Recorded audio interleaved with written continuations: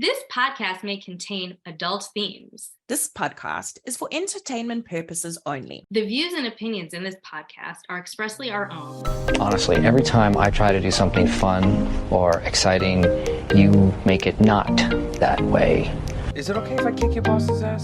That won't affect your workplace chemistry, will it? All right, who did this? I'm not mad. I just want to know who did it so I can punish them. When I get to the workplace, I like to fuck shit up. Welcome to Let's Break Up, Toxic Workplace Stories, hosted by me, Nicola. And me, Gina, both with many years working in corporate roles. Come along as we interview some awesome guests from around the world about their experiences with toxic workplaces. Sharing lessons learned and providing safe, supportive place to share their stories with those who might be experiencing similar situations. Each week, we will provide tips and ways to identify some of the challenges associated with toxic workplaces. In today's episode, we have some really good ones coming up, but so you know how I was like talking about when we're vetting? Do we want to tell everyone what that's all about? And we're vetting people now because we had a couple. We had two situations where we were so excited that people were interested in being on our podcast that we were like, sure, doors wide open.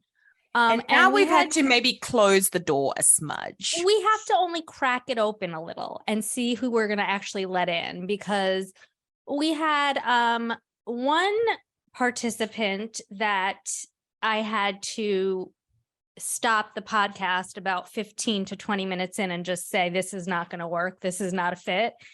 And it's so eloquent though. You were so good at that. Like, I was really impressed with how eloquent that delivery was. I have no idea how that happened, because inside my head I was like screaming, like, shut the fuck up. Like, none of this is actually anything that I agree with. None of this is anything that our listeners want to hear about. You have your own weird agenda and I am not about it. Yeah, it was definitely not on. You know what? Obviously, we're not going to say what it was, but just trust that if we were on the big fat no, I feel like everybody would be on the big fat no. Yeah. Anyway, so this has led to us now to having to vet people. And granted, our sudden rise to meteoric fame.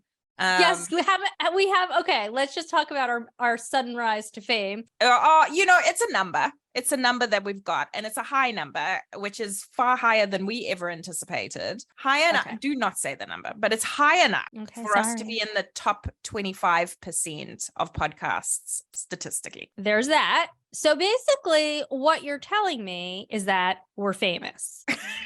Where is the money if we're famous? Where is the fucking money? Well, let's not forget about Bob Boberson. What, our $3 Bob Boberson? What are you buying for your half of $3? Didn't we put it towards web podcasting? Yeah. We pod did. Hosting fees. Yeah, I mean, so yeah, but we need like a couple more Bob Bobersons out there. Anyway, please. So you know what? We do have a subscription service. If you would like to subscribe, please do, because it's only $3 a month and you get all the fun, juicy stuff behind the scenes. Yes. And those may or may not include tits, may or may not include. That's like my only thing. Okay, no, Megan's one, we in our behind the scenes. Oh, there's some inappropriate stuff, but it's essentially just about other people's kinks. Yeah. It's a good one though. It is a good one, but we couldn't air that one. We had to put that one behind a closed door to get and to. There was also an additional side story about teachers someone drinking, scamming the system in multiple ways. Like it was pretty divine. So there's our plug. It was a hot one. It was a hot one. Also, can we get some more likes and comments on Apple Podcasts? Because it does something cool to the algorithm. Maybe we'll start popping up in the browse feature. Like, oh, please, that would be delightful. Help a sister out. Sisters. What? Sisters. I meant the sister collective. Help the sisters out, people. I mean, you could just write like awesome, or you could be like, their voices annoy me. but still give us 5 stars. Or you know what else? I've also opened, I would love for us to get some voice messages in on our Speak Pipe channel where you can leave like a 60-second voice message and you can tell us how awesome we are, which would be ideal, or how much we suck. Right. Or we will like play those. How like sometimes if you actually watch on YouTube, it's a YouTube. Yeah. If you watch on the YouTube, or as my mom would say, the TikTok, we actually don't have TikTok, but the book faces. If you do watch on YouTube, you can also leave us a voice message about how sometimes one of my eyes looks like it's got like eyeliner on it and the other one doesn't. I feel like this is the first time I'm hearing of this, and it's the first time I'm noticing this too. What? No, okay. It's this eye. Okay. Wait, which eye is that exactly? It's my left eye. It's my left eye. What is exactly wrong with your left eye? There's nothing really wrong with it. It's just that there's a very subtle scar underneath it. Were your eyes were you a chameleon before you had the scar? No, can look like I'm wearing like eyeliner when I'm not. So like this eye looks a little darker than that eye. When I was younger, sometimes it would look like my eye was black and blue, and I don't know where we went with that one. But yeah, so if you want to see my oddly scarred eye, which you wouldn't notice until you pointed it out like you just did. Yeah, exactly. The vetting today, we had some really good ones. Oh, you know what? I think we were 3 for 3. We were 3 for 3. I'm excited about all of them for different reasons. There's one that I'm really excited about, and I know you know the one I'm talking about. Yeah. No spoilers. No spoilers. And then there's another one that I'm excited about just because I have a familial tie to the industry that this person worked in. My father also worked in the same industry. Do you know what? I just feel like all 3 of these people were just so gorgeous. Were they gorgeous? They were gorgeous. Yeah. But you know what? In your defense, Nicola, you have, ever since I made fun of you about the gorgeous word that you use, you have stopped using it. I give you mad props. Mad props. See, we give each other compliments, like my complimentary peanut comment. Yes, exactly. You are like a complimentary peanut. I am a complimentary peanut. Just put me on the bar and dip your fingers in me. Ooh. Ooh, it landed better in the context we came up with it earlier. I feel like we're like a Hot Mess Express at this point. Well, because like more or less we have been podcasting for the past 3 hours. Yeah, pretty much. Without actually having a podcast. I know this is the first part. Like we're actually doing an episode now, which is nice. Right. Like our guest is going to be coming on any moment. So Tammy's here. Tammy? Oh, geez. Oh my God. That was so quiet. You startled me. Sorry. I was listening to you guys. I'm like, I had your podcast going. I'm like, I have so many windows open. I can't find the dang podcast to turn it off. Like, which episode were you listening to? The last one, I think, about toxic workplaces. Who was your guest? I didn't even catch it. I was like, was it with this chick? Oh my God, was it Joanna? Yes, Joanna. Yes, it was Joanna. I'm like the most adorable. I'm reading through. I'm like, oh, we have similar beliefs. This is awesome. Joanna is like my new girl crush. Lady crush. Tammy, where are you podcasting with us from?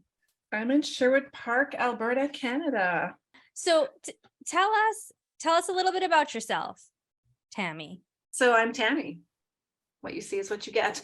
I am a survivor. I don't actually call myself a survivor anymore, but people resonate with the term survivor more so than they do ex-target of workplace bullying. Okay. I'm creating a new lane for people to be an ex-target of workplace bullying. And for me, in my journey to this place, I found that when I was a survivor, it was great place to sit. But survivor still had an attachment to the experience. And there was this tether that I was just bound to like stay attached to it. And I didn't want to be attached to it anymore. I didn't want to be reminded of like emotionally, psychologically of those places. So for me, I needed to up level, and ex-target is my status of workplace bullying. There's an empowerment with that for me. And that I will like never, that. I will never be a target again. Been there, done that. Okay. Well, first of all, That I should think be the a t-shirt. podcast is over because Tammy, you're so fucking smart, and I'm already like, that's it. That's all you need to say. Yeah, that's it. Podcast over. Thank you for your time. No.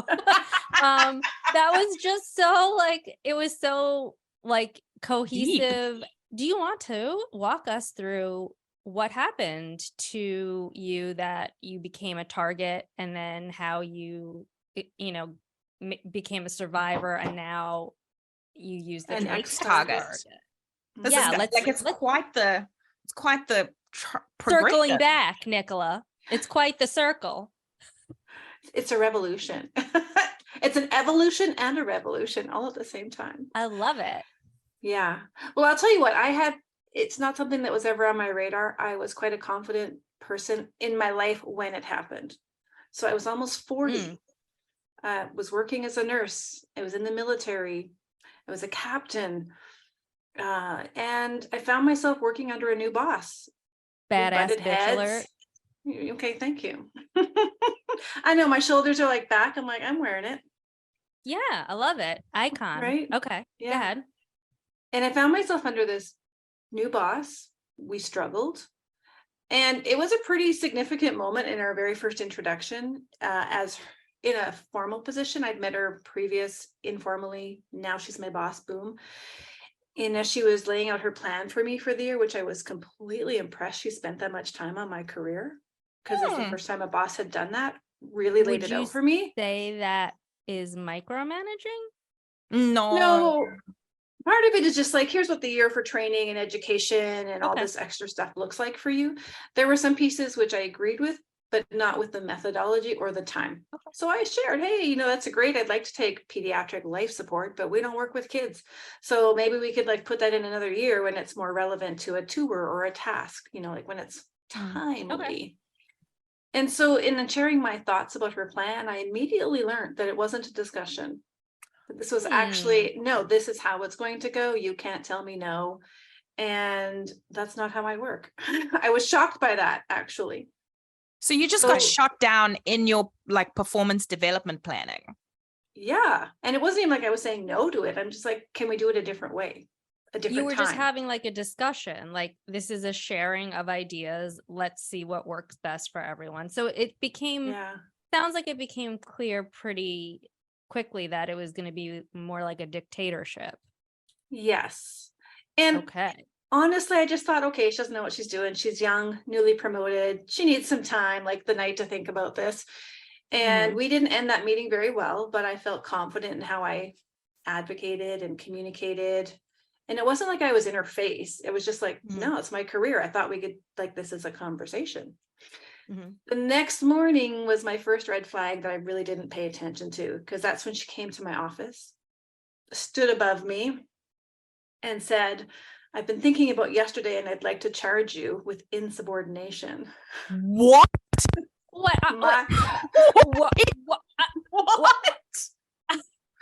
Yeah, those are my thoughts internally too. Like, and I'm not one to back down from a battle. So I just said, bring it. I'd love to see those charges stick, because you're talking out your ass, basically. Wait, question. How did this escalate? Yeah, this is like a plot twist that I did not see coming this quickly. I didn't see that coming either. Like, how do we go from one day yesterday having today, a discussion where like, you're dead to me, I'm insubordinate. Yeah. So can you explain for people who might not know how military works?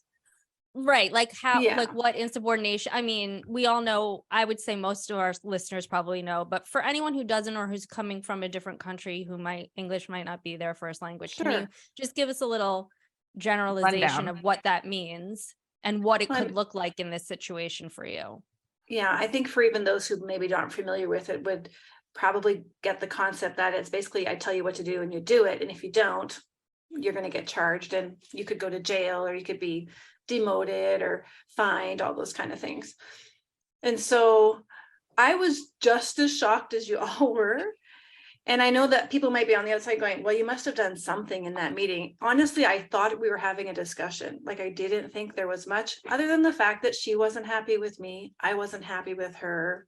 Minor But kind that's of life. Like, not everyone is going to get along swimmingly. Okay, so you just thought you were having a conversation. So obviously it sounded like she was like trying to throw her weight around. Yeah, hindsight's great, right? Like, in the moment, I had no idea. I thought, where is this coming from? Like, you don't have to exert yourself here. We're on the same team. But you know, she was 20, I don't even know. She was in her 20s. She was young, new nurse, new captain, new role. I just thought she was inexperienced. Even after that moment, I thought, I can deal with this. I'll manage. You'll manage So up. Yeah, I'll manage up, right? Like, I'm older than her. I've been around. I've managed people. She just needs to learn. Right. Okay. She never did charge me with insubordination. So then, of course, I'm like, all right, well, that's the first lesson taken care of. Oh, no. It didn't. I'm like, oh, no. Let me guess. That wasn't the first lesson. Spoiler alert. Okay. You know, well, that was probably the most shocking. Yeah. I just didn't latch onto it in the moment. And then over the next couple of years, we had this dance. You know, it felt like 2 steps forward, 1 step back. It's then one day she'd be okay with me. The next day we're butting heads. And there was just always something. And so she would set me up to look like a failure over time. So, for example, we had to go in, you know, in the military, we're medical field. So we're often supporting missions. So the air shows in town, we go and support and work alongside the Red Cross and the other agencies. Everybody's out there for really early, like meeting at 6 a.m. I'm like, I'm free to go at that time. No, you can show up at noon. But I'd rather come and go out with the team. No, you can show up at noon. So they all travel together. I drive out there. It's an hour and a half away in my car, show up at noon. And of course, my colleagues are like, oh, well, look who finally shows up. I knew it. Right? I just knew this was coming. Of course. Oh, that bitch. So she would take moments to make me look like I wasn't a team player. And then I get there and I'm always early, 15 minutes early. And I find out my role, because she wouldn't tell me ahead of time, was actually one of the liaisons. So if there was a plane that goes down, I'm one of the lead liaisons to coordinate with civilian agencies, etc. And I have no idea what her call signs are for radio, what the procedure is for evacuation. Like, this is a huge role. Candy cane. We got a like, bird down. I'm just like, holy fuck. So I take her plans. I'm in the back room reading it, and I hear another colleague come out looking for me. And she goes, oh, she's laughing. She's in the back reading my orders. I'm like, yeah, because you're setting me up to look like an asshole, and I will not look like one. But like, God forbid something happened and you didn't know. Oh my God, Yeah. can you imagine? Can you imagine? Like I was stressed out. And obviously That's- it probably would have come back directly to you, Tammy, and like you would have been sputtering saying like, well, I didn't know, she didn't give me her, you know, Full and she's sign. gonna be like, I gave you the handbook. So that's she did you dirty. She did me dirty. Hold on, many could times. you? Because obviously I don't know much about the military or the organizational structure of said. I get the gist of it because I've watched enough movies to kind of get the gist of it.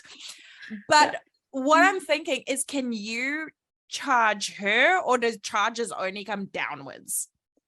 They only come downwards. Oh, I can file grievances, and I was would going to say file there are many. things you can do, right? Like, but usually they don't really go anywhere. I mean, okay.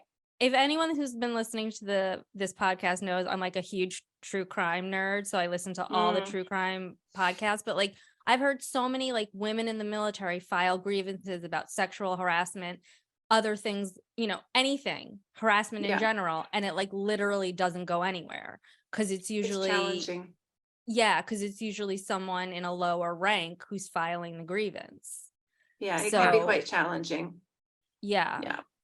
So did you complain? Did you put any grievances? Did you file a grievance? Like, what happened?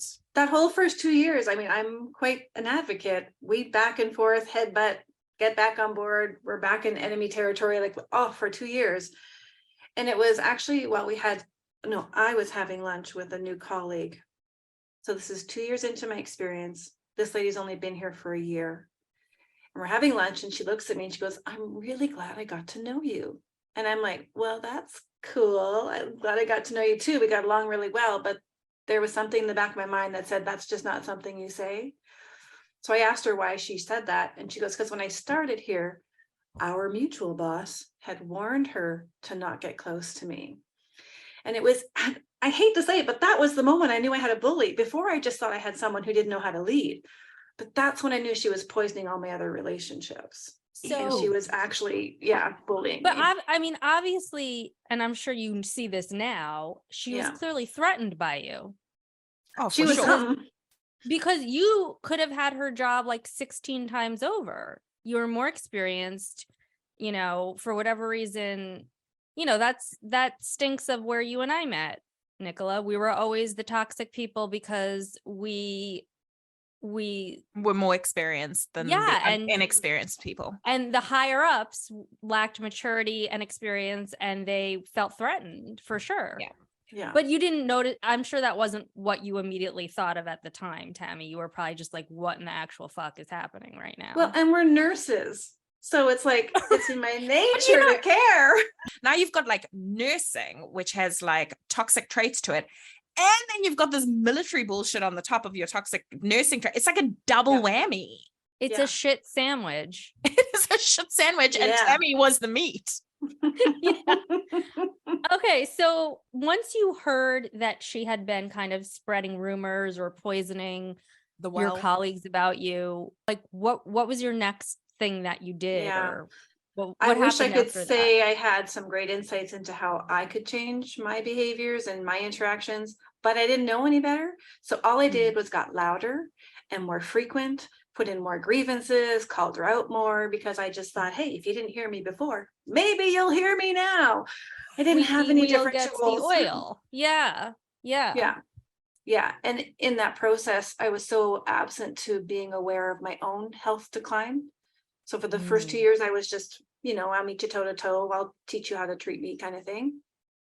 The last 2 years underneath her is when I started to develop anxiety and panic attacks to the point that I was afraid to leave my home. Like I went from being afraid to be on the same floor with her to looking in stairwells before I went into the building, to scanning the parking lot for her car, to living 8 kilometers away and being afraid to open my laptop and my phone because she would be there. It wasn't a great place. I get that. The senior leadership at the time, we'd gone through a couple different leaders, because as they do in the military, they get posted and moved around. Sure. The first one, I maybe had a little bit of, she tried to mentor me, but there was a lot more of, you know, just get along kind of mentality. The second one wouldn't even see me. She would cancel my appointments. And it's because my belief is my bully worked alongside them. So she had their ear and she was painting the picture of me to them. And they didn't get to know who I was at all. So they only had her words to work with. So I felt very isolated and alone and chaotic. Like I was to the point where like, I'm going to call the press. Like somebody has to hear me and somebody needs to save me. But no one did. So at that time, did you feel like you did you get help for yourself, or were you just like, this was your new normal? Yeah, it's a great question. In the last couple of years, I was on 4 different stress leaves. So in Canada, they can write you a note to be off work, and some organizations pay for that time. So medications for sleep, medications for anxiety, and they wanted me to be on antidepressants. And this is not medical advice, but I refused the antidepressants. I absolutely needed them. I was going to say I went through a period just like that. I was like, it's going to change who I am. I'm not going to be the same person. I don't need them. But then I went to a doctor on 72nd and Park, and he looked like a cross between Katie Lang and Liberace. And the man he was the best. He saved my life. He was like, if you were diabetic, and I said, you need to take this to live, you take it. And I was like, yeah. He's like, there's something fucked up with your brain chemicals. So now looking back, you probably were like, I should have taken the fucking pills. Oh, absolutely. For me in that moment, what those pills represented. And a little backstory to that. As I was going through those last couple of years, I was talking more about my struggles with my colleagues, which I don't normally do. But I couldn't keep it in anymore. It's like it was just bleeding out of me. Like, like, God, somebody's got to see I'm in pain and somebody needs to do something. I just need a lifeline. And I learned that every other person who was underneath this bully was on frigging medications. And I just thought, honestly, but they were all afraid to speak up because in the military, you lose promotions, you lose courses. It's a career. If you're on medication or if you speak up. Oh, okay. Yeah, if you speak up. So that's like a bullying, like that's a subreddit of this bullying culture. Mm-hmm. Yeah, well, absolutely. I think the military is by Notorious. nature very it's hierarchical. Bullyish. Yeah. Okay, so you start talking about it. People are like, oh yeah, I've been on whatever Zoloft for whatever how many years. They're all on antidepressants. And I'm just like, no, this isn't right that we're all medicated to be numb, to be in a place that hurts us. I refuse to be another step that way. So for me, that's why I refused it. There was still this fight in me that the upstream resolution was to deal with the friggin' bully and to give me psychological safety. But meanwhile, you were afraid to like even look at your cell phone. There was a white flag moment where I almost did. At the end of that, it's not really quite the end, but I was on my 4th return to work plan. So I'm doing the things that I need to stay healthy at home, and I go to work for part of the day. I just got out of the shower. I went to my room. I looked at my closet and I just collapsed on my bed. Like I had nothing left in me to keep going. Whoa. That was the day I called my doctor and I said, like, I just can't. He goes, is this the day? Because he'd been trying to get me on antidepressants for a long time. Is this your rock bottom? Have we hit our rock bottom? Yeah. And I said, I think this is the day. And the pharmacist delivered them to my home. And I opened the door and I still remember the look on her face because we're a tight, small little unit. Small community. Yeah. I just grabbed the bag and closed the door and I sat there and I stared at this brown bag. And there was something in me that just said, no, I'm going to stop fighting her and I got to start living for me. Yeah. And it was in that moment that, again, I should have taken the meds, but I never did take any meds, but that I got really close to like succumbing is my word to the conditions in which I was working in and resigning to the fact that it wasn't going to change. So in that moment, Tammy, did something change for the better? Yes. And I obviously not right away, but the efforts of my fight, because I was so focused on trying to make her see me, to make her change, to have her see my value, that I'd lost my own value. Okay. So what did that look like as you began to kind of, as you said, start living for yourself? Claw your way out of the basket. Yeah. There's many years of clawing my way out of the basket. But the efforts turned towards me and I started to focus on my health because that is actually when I saw like, oh my God, people around me saw for 2 years how I was struggling and I was, so panic ridden, but I didn't see it because I thought I was still in the fight. And so that was when I actually saw me for the first time. And I wish I would have kept the picture I took. Oh, I tell you, I deleted the picture I took then, but I wish I'd have had it today. Because I had lost weight. I was pale. I was tired looking. There was no life or love or joy in my body.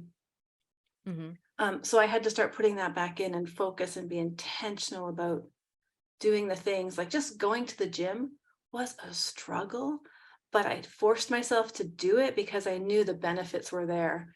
And, in a couple of months, I started to see the change and I was like, oh, okay, like I had to have faith that if I just went back to what I was like before and do those things, that my body would change and respond. Did you in your mind, like just in the back of your mind, did you create yourself kind of like an evacuation strategy on how to get out of this toxic role?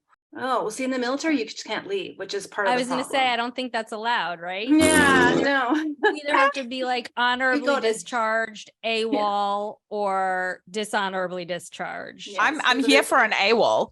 Yeah, I mean, if I were you, Tammy, I would have been like, fuck this piece. Because then you go to jail. What? This is such ridiculousness. Yeah, you go to Go to military jail. prison, right? Yeah, that's right. I feel like that's not a fun time for anybody. But that's if they catch you.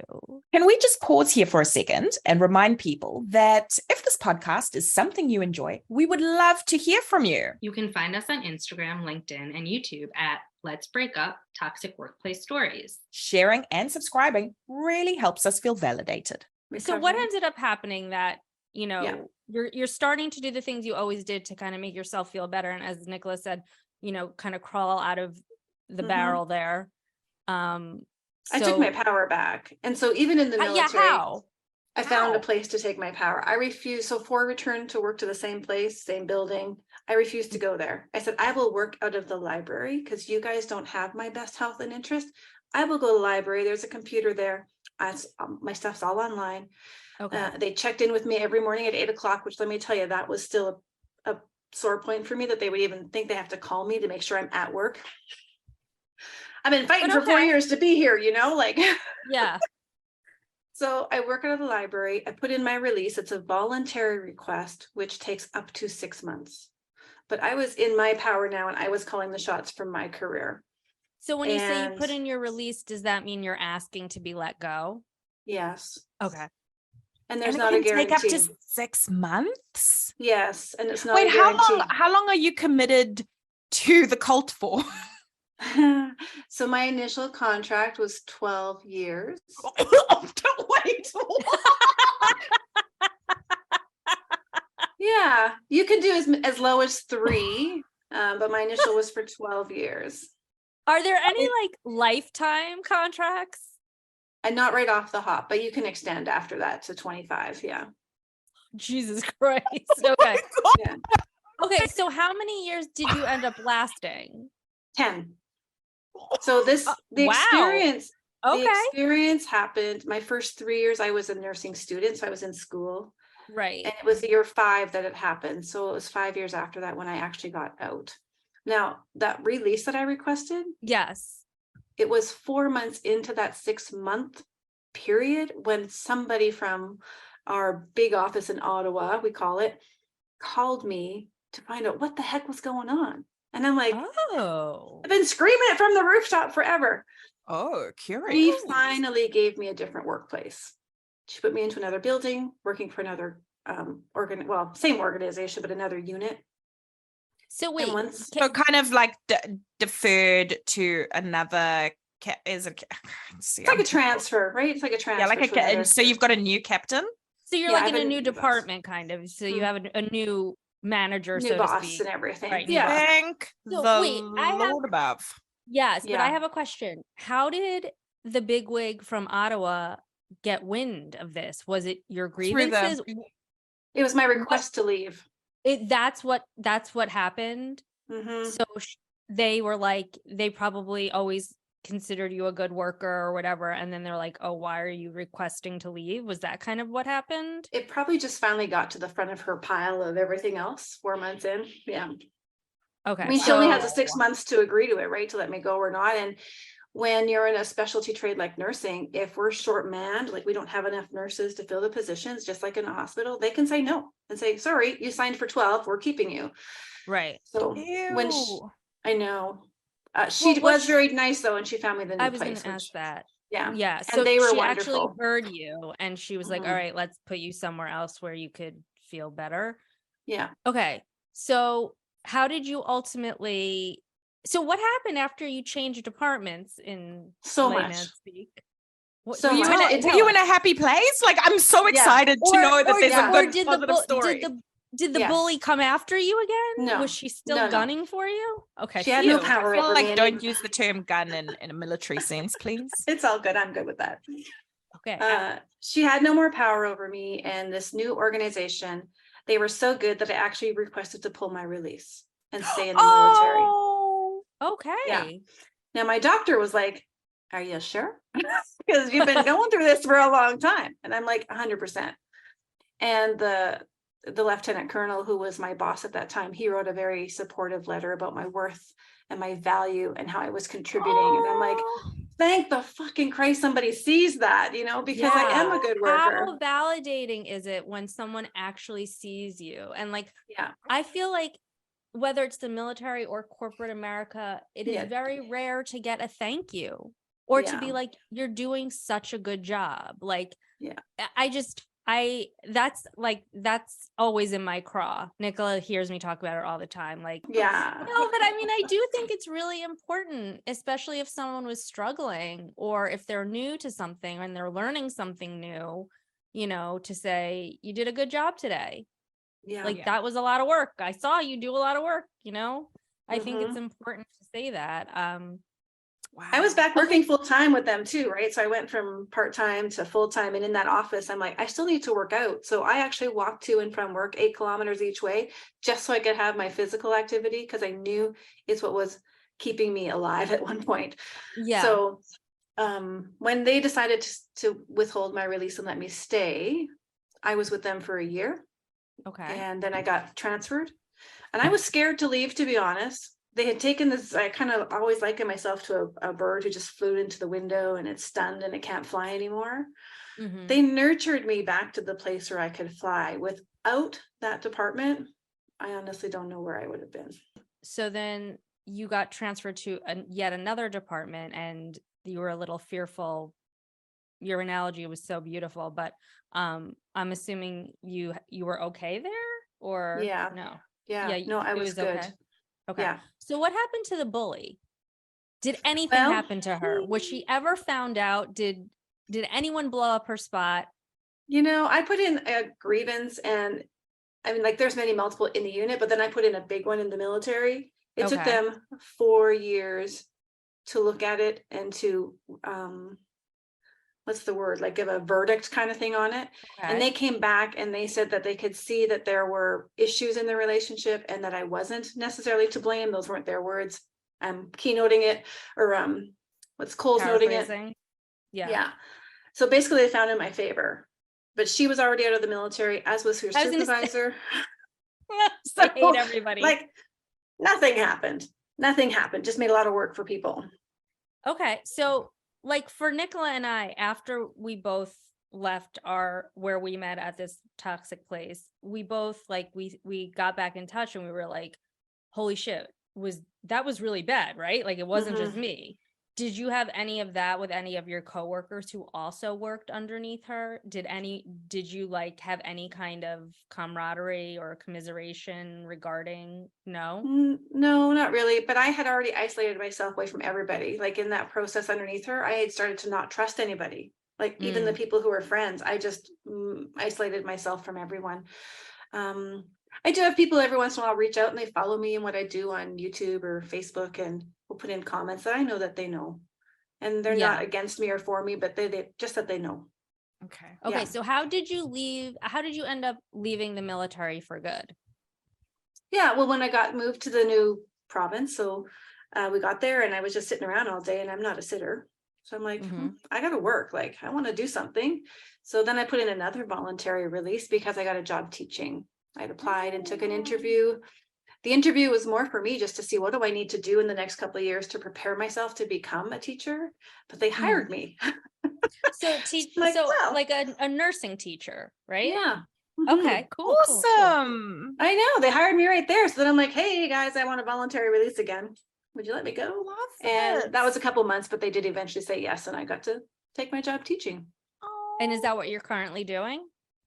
No, I actually just left teaching last year. So it was, oh my gosh, 10 years? I don't even know. It's been a lot of years teaching. And now I'm a coach. I teach communication skills and leadership skills to end incivility and workplace bullying in healthcare. I love this. It came full circle for you, Nicola. Yeah, I know. It came full circle. We always ask everyone, do you think you could have done anything differently within that relationship with your bully? Obviously, you've made it known you probably should have taken the antidepressant, maybe not fought as much, but what else? Because we all have, and this might rub people the wrong way, but I feel like that we always have a part to play in everything. 100%. Like, we have to be responsible for 100% of our 50% in any relationship. So what was your part? What do you think you could have done better or different, or anything. Yeah. It's a great question, and I totally am in alignment with what you just shared. I do believe that we have a responsibility and ownership in all of our relationships. And so I know it was communication. What I was looking for from my leadership team was mentoring. I'd never come across this before. I mean, I didn't even recognize it was bullying for 2 years. It's like, dear Lord, how many times do you have to be hit in the head, right? Seriously. Well, I mean, if your name's Gina, it's a bunch. If your name's Gina or Tammy, it's a whole bunch. I mean, when she threatened, Nicola, also a whole bunch. True. yeah, True. right. When she threatened insubordination, that should have been like all the clues I needed, but I didn't pick up on that. It's right? so crazy to me. Every single person we've interviewed, they say this was the red flag, but I dismissed it. The first one. The first one is The always the first one where one. it's like, wait, what? And then it's always dismissed for a myriad of different reasons. Ego, you know, being like, I can't really be that bad. Whatever the case is, it's crazy. Yes. Okay, so anyway, carry on. So please. communication skills, 100%. I mean, when she threatened that, what did I do? I actually leaned back in my chair and I'm like, bring it. Like I just gave her the sauce right back, right? Like that is not going to help, right? I was in my stance, in my power, but my power wasn't about aligning. It was about defeating. And so, I mean, if we're going to work together, we have to find a way. Set up that battle almost. Oh yeah, I was a willing participant in it. So do you feel like that was your toxic trait? Was that you came in hot and heavy straight off the bat? Reactive would be the word. I wasn't that came in hot and heavy, but I reacted to that equally. Like I would put my toe to the same line. Yeah. You're just going like, let's go. And then she wore you down. She won because she wore me down. Yeah. So but it's like communication. what kind of person, and I don't know if this gives anyone any kind of feeling of solace, but like what kind of person does that to someone? Like how happy can they actually be as a human being? Do you know what I mean? Like insecure and miserable. Like they must have a host of their own issues. I don't hold anything against her. Like I've long since let that go. And what I believe to be true is that she was young and inexperienced, and she was trying to meet the bar that her boss set for her. And she was struggling to do that. And anyone who is struggling and is feeling inadequate or incompetent, it comes out against other people because she can't send it upwards. We all know you can't send it back up. You got to send it out sideways. So I believe that's. Do you think she could have asked for help from like her team? Like, I don't think she would have, because at one point she said, do you think I can tell my boss no? And I'm like, yeah. You can say, I don't have the power to do this. I don't have the means. I don't have the knowledge. I don't have the time. You can participate. But she didn't think that she had that right because of the hierarchy. Well, now, okay. So now, I mean, that's my assumption now. So let's circling all the way back to shut the fuck up, Nicola, with your circling. Okay. Okay, so you're in leadership and communication, coming out of the military. See, now this is my one smart commentary for today. Bring it on. Okay, so coming out of that space, I am confident at this point that you've read about the leadership of the guys in the submarines, where they create like a really positive working environment around trust, and they get the subordinates to really work on building like responsibility and independence early, which is quite uncharacteristic for military organizations. And I'm curious to know if she had employed something similar to that, would we have landed ourselves in the same hot water shit show? No, of course not. Of course not. Wait, I don't. Can I have a dumb blonde moment here? What the fuck are you talking about? It's called now what is it called? I think it's called the Ladder of Leadership.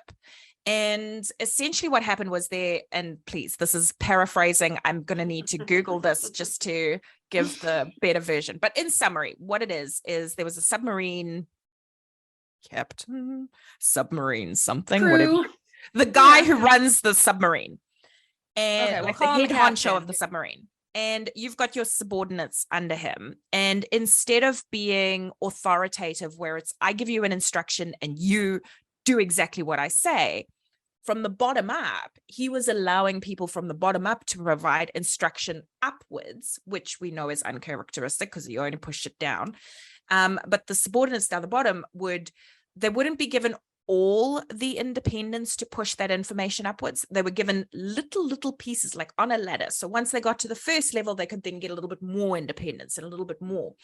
And it provided the opportunity for the subordinates to really get into understanding leadership, understanding communication, and kind of climbing that ladder towards being an independent crew, where he could then say, I can trust you emphatically in an emergency situation because I know that you have got the skills and experience that I can trust for us to deal with this. And I know that you are willing and confident to say something that needs to go upwards that potentially in the past wouldn't really cut the cloth in military. Like, yeah, right. I would say probably depends a little bit more on what you're doing in the military. There are certain trades where you're right, you get an order you need to follow through, and they need to trust that you're going to follow through, because when we're at war, that's just how it is, which is why we have a lot of issues from the past surfacing when people followed orders that were maybe not legal orders. My apologies. It is called the ladder of control. And David Marquette, captain of the USS Santa Fe, followed a leadership principle where you push authority to as low level as possible. Under normal practice, officers would request permission to perform operations such as submerge the ship. The captain would approve the officer, and then he would carry out the task. David insisted his officers move up the ladder of control, stop asking permission, and instead state, Captain, I intend to submerge the ship, to which he would respond very well. Initially, he had a lot of questions for the officers about whether it was safe, whether the preconditions were met, and whether the team was ready, and whether it was the right thing to do. With time, he asked fewer and fewer questions as the officers learned to provide that necessary information up front, and at the time, they stated their intent. The immediate and obvious benefit was that the small shift in language, just a few words, the officers became the driving force behind the submarines operations. So the ladder starts at tell me what to do, ladder 1. I think, I recommend, I request permission to, I intend to, I just did, to I have been doing.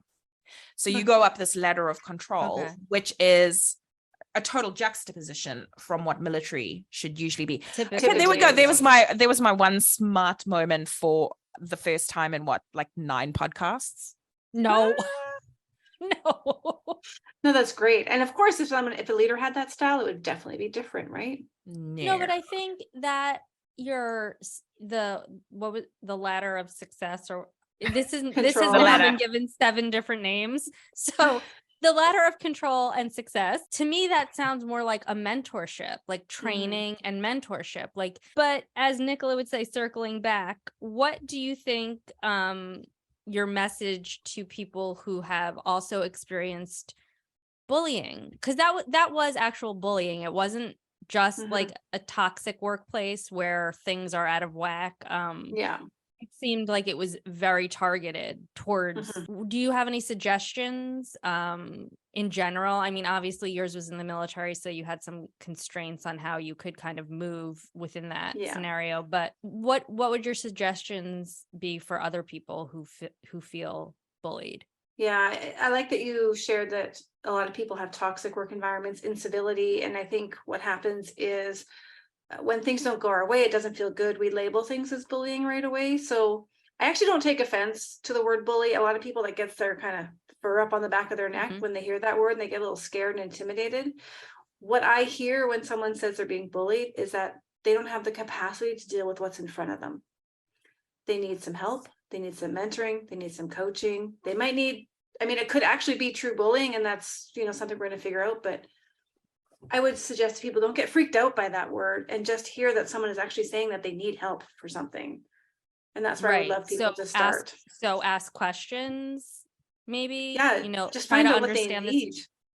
Try to understand the situation better. Because I think sometimes, especially at the workplace that Nicola and I met at, I was so overworked as a leader that if someone came to me with a problem, like I didn't even want to hear it because I'm like, I don't have the capacity to fucking deal with that right now. Like, you know, or my can whole we set job a time? was solving problems. What's that? Yeah. My whole job there was solving problems. Well, you were I had more like, don't talk to the people under me without asking me first kind of issues. And I'm like, I am the fucking boss. I could talk to whoever the fuck I want whenever I fucking want. But you know, instead of, I never said that, but it would be like, you know, in some of these toxic workplaces, I probably seemed like the bully when it was really because I was overworked and I needed help. That's why I teach about bad days and bullies. We don't talk about bad days, but we all have them, and we're all capable of saying something that doesn't land right, of making a face, of groaning when we're like really tired, being angry, and all of those can be interpreted as being a bully. Like we're only one interaction away from being labeled one. Absolutely. And what I find is people don't remember the good things you do. They remember the shitty things you do. So that one day that you're having a bad day and you say something like, oh my God, so-and-so, you're killing me right now. They'll remember that, but they won't remember the 20 times you said you did a really great job today. So how do we change that narrative? Or is that just like the human psyche? Like, you know, like I think my dad, we're inclined to focus on the negative as a culture. We're inclined to hear the negative and take that with us and discard the positive. I struggle with that. I struggle with that because my internal critic is she's a bitch. Yeah. Well, I'm a Scorpio and I can be real spiteful, and I'm not really big into that kind of thing, but I'm an Italian Scorpio and that runs deep in our blood, like to be spiteful. So it's like if Tammy, you were my boss and you told me a million times how great a worker I was, but then one day you're like freak out at me and yell at me, I'd be like, this fucking bitch. And I'd be like, you know, like I would plotting revenge. Yes. Like, yes, exactly. That's exactly how my mind would work. Or I'd be like, I don't like her anymore. Fuck that. You know? Now I'm the total opposite. Like you tell me all the nice things and then you tell me one bad thing and I will judge my value on that one bad thing for the rest of eternity. I'm like, I did one thing. So you're bad focusing at everything. on the one bad thing. So bad. Instead of the 110 good things.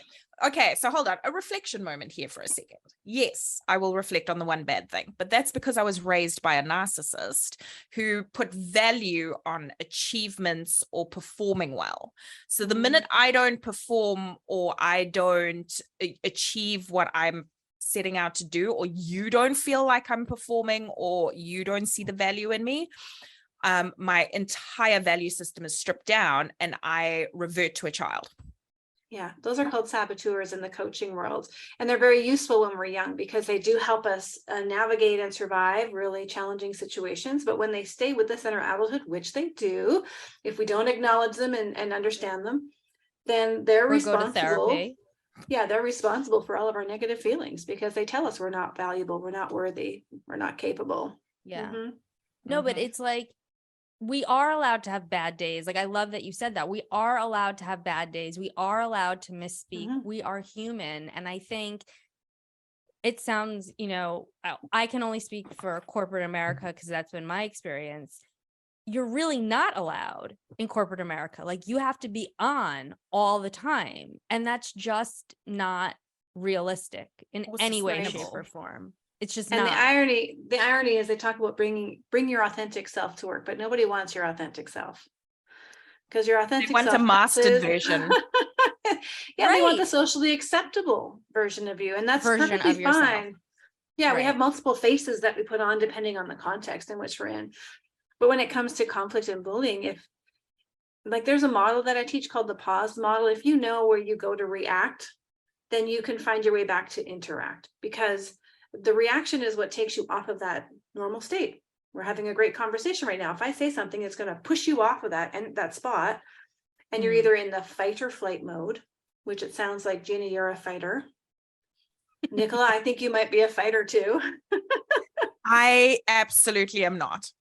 Are you a flighter? You avoid conflict? I will run for, I will Okay. no, I will, you know what, I'm probably, can I be a freezer? Because I will sit there and I will look like a deer in the headlights until it's done. And then I will choose a path of fight or flight. Yeah, fair enough. So we're going to put you on the flight side anyways, because there's something that you're not in your equilibrium anymore. You've been moved off of that in some way. It's like a magnet pushing you somewhere.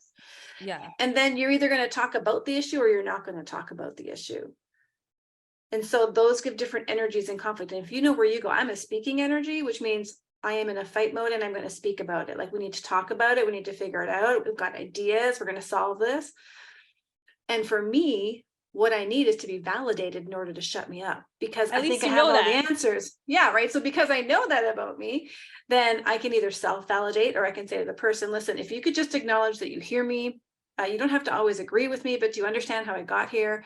Then that conversation can help de-escalate me.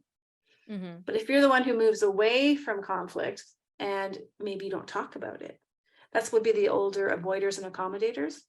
Mm-hmm. I don't use those because people attach themselves to that like it's a coat that they're never taking off. Like, this is who I am. But really, you have to look at who they're being in the moment. And that's a pausing energy. And what they need is safety to come back into that conversation. So sometimes they have to give it to themselves. I'm usually that. So if I feel safe in a conversation, I will pause, because I really don't like conflict. I will run for the hills. I just do not deal well with it. Hashtag narcissistic mother. So what happens is, now that I'm an adult and I can actually communicate better, is I will pause in any kind of conflict situation, and then I'll think it through for a hot minute, and then I'll be like, okay, now I've got to either I stay quiet and I'm out of here, or I can say, actually, I've had the opportunity to turn my thinking brain on, and now we can go toe to toe, because now I'm ready. See, that's the strength of a pausing energy, is that they do take that time away. They can scan the environment. They can look at things. Yeah. The risk is they never come back to the conversation, and then they become re-victimized by their own self-loathing and their own negative talk. Like, oh, if only I could speak up, then blah, blah, blah, blah. Right. And so, but it sounds like, Nicola, you use the advantages of the pausing energy so that you can then step into your speaking energy, which is, I'm here now, let's have a conversation. Now, speaking can also be very aggressive, because speaking is talking and they are fight mode. That's where I go right away. Yeah. Yeah. So That's if I could where I go. validate you, then I could bring you down. If I go, yeah, I hear you. I totally understand how you got there. I don't have to agree with you. We can have completely different experiences, but if I can understand how you got to that conclusion and I can empty you of your thoughts, then there will be space for mine.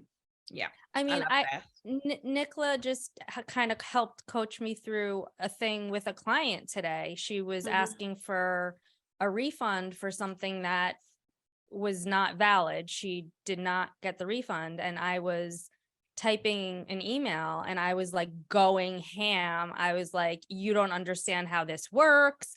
Boppity boppity, like defensive. Well, and I was really pissed off because and now that we're talking about it, she didn't validate all the fucking work that I did on her behalf that I got no payment for. Nicola was like, send it to me. So I sent it to her. She wrote something nicer. I then like put it in the email, and then I handed it over to my business partner, because even in this day and age, a man's voice is much more definitive, whether it's an email or it's, face to face. So it just, I'm glad that you were open to the feedback on your defensive email. Oh my God, because I was like, give me your lawyer's number. Like, I was going for it. I was like, if you want to talk to our house counsel, here's his number. Like, I was, let's go. Like that's where my mind goes. That's the speaking energy, right? And the speaking energy needs to be heard. And thank God she was there, because she was like, no, send it to me, because I was really getting amped up really quickly. Yeah. So in that process, she was able to hear you and validate you and say, listen, I totally get it, but why don't you try this? So for me, it's fascinating. I can see a lot of the dynamics at play because I'm on the outside. When it's my own, I'm aware of them, but I can't always control them. And so conflict is always going to be here. Bullying, perceptions of bullying, bad days are always going to be here. I was bullying that client. I was today, 100%. I was. I will own that for this. So I don't know if it's bullying, because bullying and bad days, they share some common characteristics in that there is a unwanted behavior Nobody likes to be talked to in that way, whether it's email or vocal on either Sure. side. There's nonverbal and or verbal elements. And then where it starts to change is power imbalance. So a misuse or abuse of power to gain control. The third or the fourth one for bullying is there's an intention to offend, degrade, humiliate, offend, isolate a person or group of people. And then bullying is typically believed to be repeated in nature in the research. You only have to do it once. If you intend it and you're using your power to control somebody, it still fits the definition of bullying, Sure. whether you do it multiple times or not, but it's often repeated. So it sounds like what you had was bully-like behaviors, and that was unwanted. It involved verbal, nonverbal. The intention may or may not have been there to hurt them. The impact is likely to have hurt them, which is why the impact is so important to work on. I loved everything you said. I loved your con story. I loved your bullying story. I love how you came out of it and all the good stuff you're doing and all of your tips that you just gave me personally. Is there anything else you want to say, share, ask us, anything? Oh, we could be here another hour if I do that. So I just think this is what I think. I'm very much with Joanna. I don't think people intentionally go to work to be a bully. I don't believe that even when I went through that experience, that my boss woke up every morning thinking, how can I sabotage her life? I think it just naturally evolved in our relationship, and that's what she knew to do to survive. And I did what I knew to do to survive. The thing that needs to happen is mentoring, coaching, and training. Everyone is out there relying on their playground upbringing about how to have conversations that are difficult. And nobody stops to think why it's working and why it's not working. And that's what needs to happen. Do you think, this is my last question, do you think like with the younger generations that are, I don't know, that are being raised differently? Because I think all three of us ladies, we've been raised, you know, within the same generational sort of time period. And, you know, that was kind of what was taught, you know, the woman with the power suits, you know, so on and so forth. Do you think the younger generations are going to be experiencing similar things as they age into corporate America, or do you think it might be different? I think the advantage today's generation has is they are far more focused on the work-life balance and having a quality life than they are about working for a particular organization for any length of time. This is just needed no matter what age or what generation you are. I did not, I'll be honest with you, I was like so tired, you know, it's Friday, I'm like this work the whole week tired. The last thing I want to do is podcast. I had so much fun. Agreed. Thank you. Yes, thank you for showing up and just being who you are and giving us an amazing story and amazing suggestions that I hope our listeners will take heed of. I know I will. Thank you so much. Yeah, you're welcome. Thanks for, have a good night, guys. Thank you for joining us today. If you would like to share your story, we would love to hear from you. Also, leaving a review helps us create more content because it shows us there's an interest in this topic. For those of our listeners who do better with reading, we have closed caption available on YouTube. See you next week, same time and same place.